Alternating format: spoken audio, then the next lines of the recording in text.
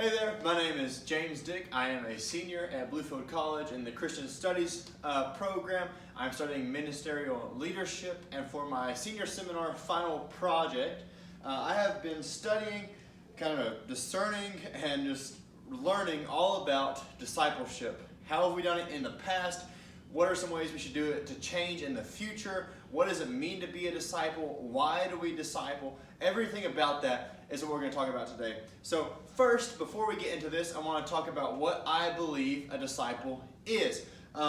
In my research and in all of my interviews, I have used this book. It's called Real Life Discipleship. It's a training manual that walks people through steps, days, ways, and different knowledge they need to know in order to become a disciple of Jesus. And so if you don't know that, by the way, watching this video, we're talking about Christianity, not a different religion, not something separate. But hey, what does it mean to be a disciple of Jesus Christ? And what does it mean in today's context? What did it mean in the context when Jesus actually had his disciples? He had 12 close ones, 3 even closer ones, and then large crowds that followed him everywhere. And so the first thing I want you to see is that a disciple is simply a follower of Jesus. Someone who has made a decision in their life to follow him, to live for him, to reach for him, to tell others about him. A disciple is a follower of Christ. And we see that in Scripture as he even reaches his own disciples in the day, in the context of when he asks them to follow him. It's, hey, come and follow me, like he's talking to Peter in the boat, and James and those people. It's like, hey, come and follow me, and I'll make you a fisher of men. You see this, it's not just this description, like when we describe Christians, discipleship is not like just saying, well, you're a Christian is not the same as saying you're a disciple. Following is an active verb. It's something that you do. It's something you put effort in. It's something that you do with your life. And so following Jesus in Scripture, and at the very beginning with these disciples, is someone who simply drops whatever they're doing or hanging on to and begin to follow Jesus. Today, it might not look like quitting your job to follow Jesus. Some people it might. But it looks like dropping your sin, dropping whatever is weighing you down and saying, God, I'm going to praise you. I'm going to hold on to you with everything and follow you. I'm going to be a disciple. So what is a disciple? It's simply a follower of Jesus, someone striving to live for him. The next point I want to talk on is how we have discipled in the past. I think it's interesting, and you look throughout generations and different people who have different ideas about discipleship in different ways. I've been in the same church now. I was born into it. I'm 22 years old, and I've been in the same church called Highlands Fellowship my whole entire life. And for a large portion of Highlands, they discipled in these things called classes. So you had 101, 201, 301, and 401. And these classes could take 5 or 6 hours sometime. I don't know why they designed them like that, but it taught the beliefs of Highlands.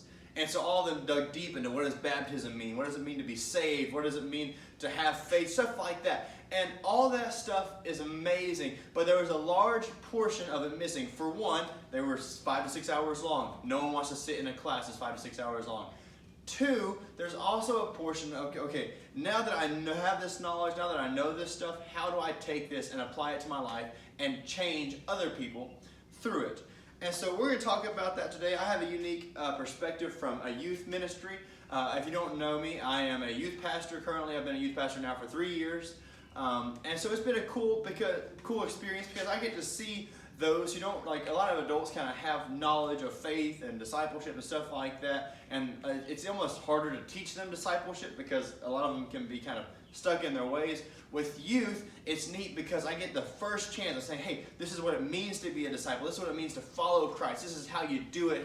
Here's ways to have a relationship with him. Here's how to relate to other people. Here's how to disciple other people. So it's a very unique perspective. And I think a lot of that is what I'm going to tie into this today. So how have we discipled in the past? We've discipled through classes and stuff like that. And maybe it works. Maybe stuff like that has worked. But hopefully today I can present to you a better case on how we can disciple people and how we can disciple and train people to be followers of Christ, prepared to disciple others. This book talks a lot about stages of Christianity. It talks about different things of different parts of how do I take it, like someone who's a new Christian or a spiritual infant, how do I raise them up to be a spiritual leader and a spiritual adult? What are the phases from infant to child to teenager to young adult to adult? What are the phases? How can I train them up throughout it? So my very first lesson, my very first point in this is get this book. If you're a church leader, if you're a youth pastor, if you're just someone who's looking to be discipled, please get this book. It's called Real Life Discipleship Training Manual. It's by Jim Putman, Avery Willis, Brandon Guidon, and Bill Krause. Please get this book. It changed everything about how I look at discipleship. It is so good. And so next, I want to talk about how we currently disciple people in the church that I am involved in. And for last, I'm going to talk about what are some ways I think that we can do to change it. And I'll also explain where I am, why am I in a wood shop right now, and I'll hopefully give you guys a simile or a metaphor you guys can take and learn and also use when you're discipling other people. So currently, we have this thing, it's called The Path at Highlands Fellowship. We're located in Appalachia, Virginia. That is Appalachia, not Appalachia, for anyone who else is watching it from around the world or around the country. Or maybe it's just you, my professor. We have this thing called The Path because there's a lot of paths and hiking trails here. So in our culture, in our context, it makes sense. The path is something you walk down to follow something, to go to a destination. So that's why our discipleship course is called The Path.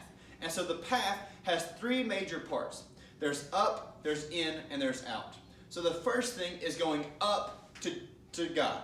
It's having a relationship with God. And it covers stuff like how do I pray? How do I read scripture? Why do we do this stuff? What is salvation? What is baptism?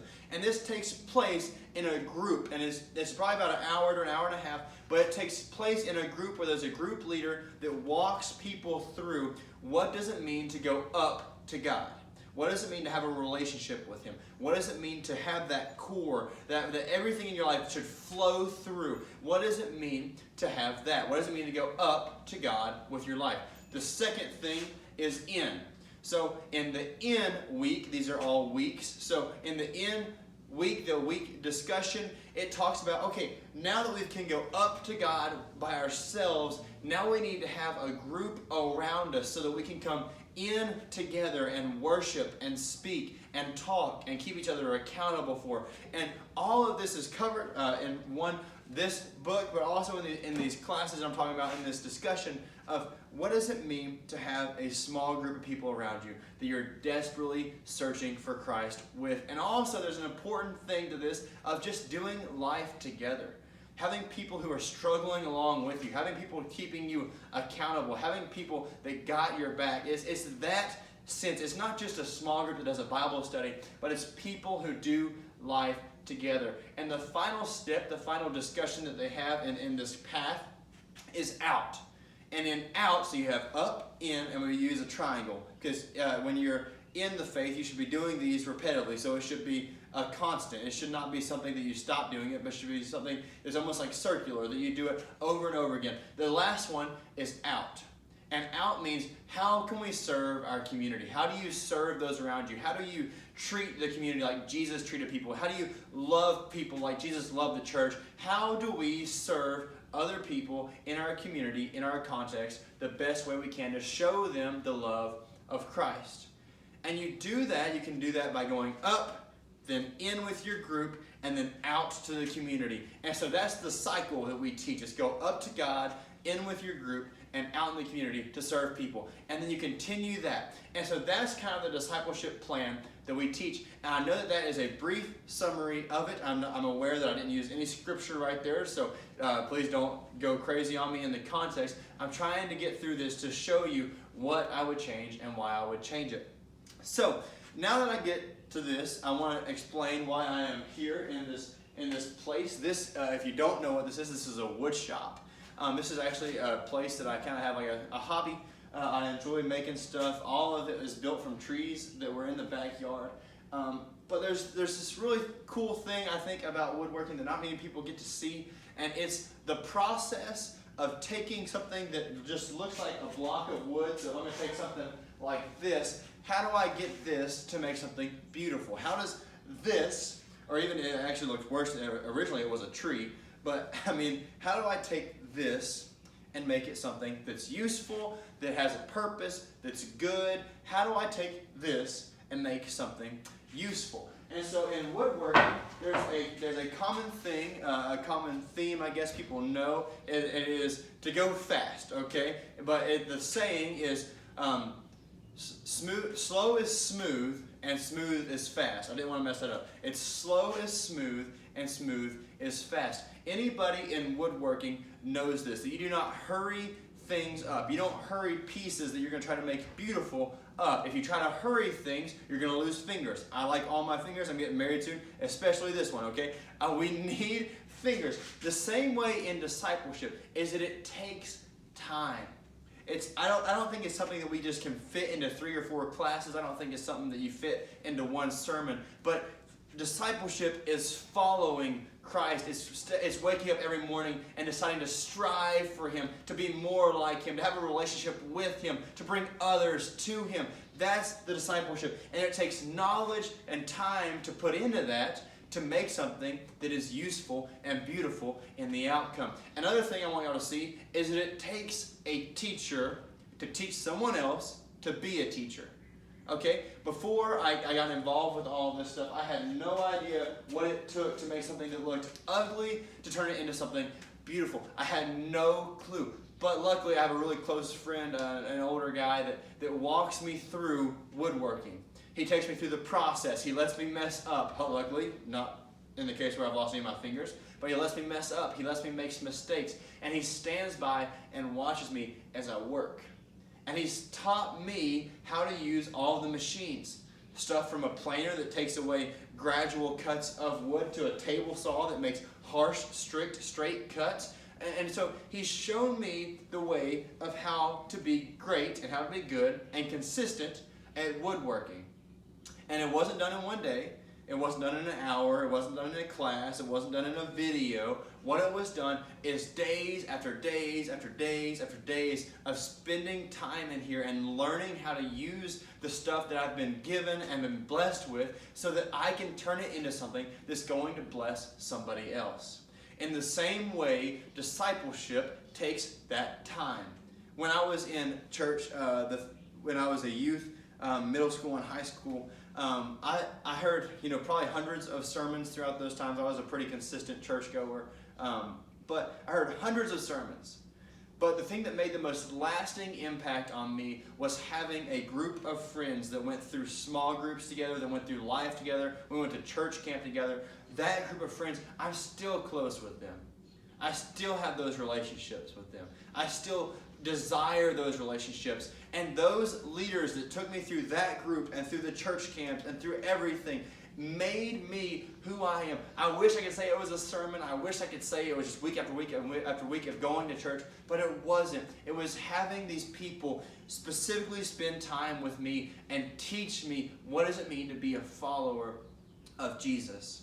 And so I want to challenge you. I want to challenge the method that we currently use to change into, I'm just going to give it a year. Jesus took 3 years with his disciples. I'm going to try to put it into a year. I know that even a year sounds like a long time for people to commit to something. But I think that if we give discipleship a year of dedication, that we can make strong disciples that not only learn what it means to follow Jesus, but also can be prepared and trained enough to make other disciples. Because at the end of the day, that is the whole goal of discipleship, is to make other disciples. Make disciples who make disciples. And the problem that I think that we've had with church for a long time is that we've made disciples that just know to invite people to church and then to have the church disciple them. But that is not the goal of discipleship. The goal of discipleship is to make a disciple who is trained enough, confident enough, spiritually well enough to be able to make other disciples. And so I want to offer a 1-year plan. This is just something I've been throwing around in my head. I still don't even think a year is long enough. I think 3 years is what Jesus had with his disciples. And that was Jesus. So, I can't imagine what someone would need with, James. But I want to offer a year. I like sticking with the up, in, and out. I think those are great. But I think that there should be 3 4-month blocks. So the first month, I think that you should seriously concentrate on up. So what does it mean to have a relationship with Christ? What does it mean? Why do we go to church? Why do we get saved? Why do we get baptized? What does this mean? What does faith mean? Let's put some knowledge in with this. Then the second one, in. Okay, now for 4 months, you guys are going to meet with this group of people and build relationships. Nothing else. Build relationships. Study Scripture. Get in the Word. Pray together. Go to church together. Have this group that's solid. Then the third one, out. Okay, now for 4 months, while we're doing these other two things as well, we're going to go out and serve people. Not only in our community, but in our church. We're going to get involved. We're going to understand what it means to take up the cross. We're going to understand what does it mean to really pour into a ministry. Then, so after these 3 blocks of 4 months, that's, a year. I'm very bad at math, so I really hope that equals 12. I'm pretty sure it does. But after those, then the goal, okay, is for the next year, so it's really 2 years, but we want to challenge them to get in that 1 year, go and make another disciple. Take them through the same steps that they went through. Take them through the same alleyways that they went through. Take them through the same struggles they went through. Don't just bring them to church, but make a disciple. I hope this makes sense. I hope that the wood shop cleared up a little bit. I wish I could show you guys some pieces that I've made in here. It's just a blast being able to do it. But I hope that this challenged you on your view of discipleship. I hope that it encouraged you. And I hope, please, if I can say anything, go and get this book. Go and get this book. Thank you all.